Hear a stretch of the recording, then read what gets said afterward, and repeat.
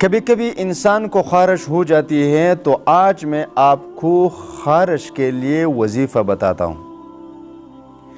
دیکھیں، یہ تو سب جانتے ہیں کہ یہ سکن کا مسئلہ ہوتا ہے، لیکن آپ یقین کریں گے کہ میں نے ایسے لوگوں کو بھی دیکھا ہے کہ ڈاکٹروں اور طبیبوں سے علاج کر کر کے تھک چکے ہیں، لیکن ان کو خارش سے شفا نہیں ملی۔ اب اس کا کیا کریں؟ اس کے لیے کیا کریں؟ اس کا کیا علاج کریں؟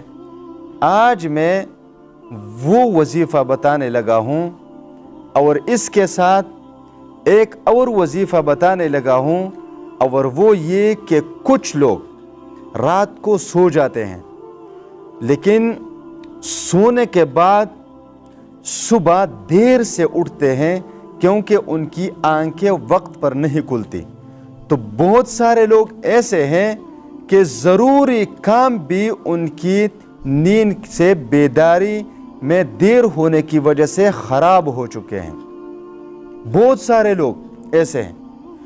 تو آج میں آپ کو اس ویڈیو میں یہ دو وظیفے بتانے لگا ہوں۔ تو پہلا وظیفہ ہے خارش کا، دوسرے نمبر پر وظیفہ ہے وقت پر آنکھ کھلنے کا۔ آپ نے اس طرح کرنا ہے، یہ بھی دونوں صورتیں ہیں اور دونوں پارہ عامہ میں موجود ہیں۔ ایک صورت کا نام ہے سورۃ القدر، انا انزلناہ فی لیلۃ القدر وما ادراک ما لیلۃ القدر لیلۃ القدر خیر من الف شہر۔ یہ صورت مبارک ہے۔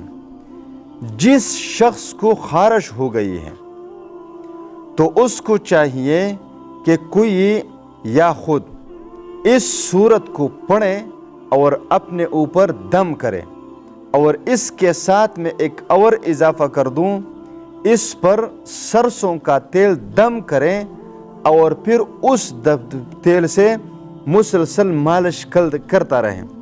انشاءاللہ تعالی خارش سے آپ کو افاقہ جلد سے جلد مل جائے گا۔ اب دوسرا وظیفہ جو دیر سے آنکھ کھلنے کا ہے، وہ وظیفہ بھی پارہ عامہ میں موجود ہے، اور وہ بھی ایک صورت ہے، چھوٹی سی صورت ہے۔ آپ نے اس طرح کرنا ہے کہ اس صورت کو سونے سے پہلے 3 مرتبہ پڑھنی ہے۔ سونے سے پہلے اس صورت کو 3 مرتبہ پڑھیں اور پھر سو جائیں۔ جس وقت آپ اٹھنا چاہتے ہیں انشاءاللہ تعالی اس وقت آپ کی آنکھیں خود بخود کھل جائے گی۔ وہ سورۃ مبارکہ ہے سورۃ الزلزال۔ سونے سے پہلے اس سورت کو 3 مرتبہ پڑھیں، وقت پر انشاءاللہ تعالی آپ کی آنکھیں کھل جائے گی۔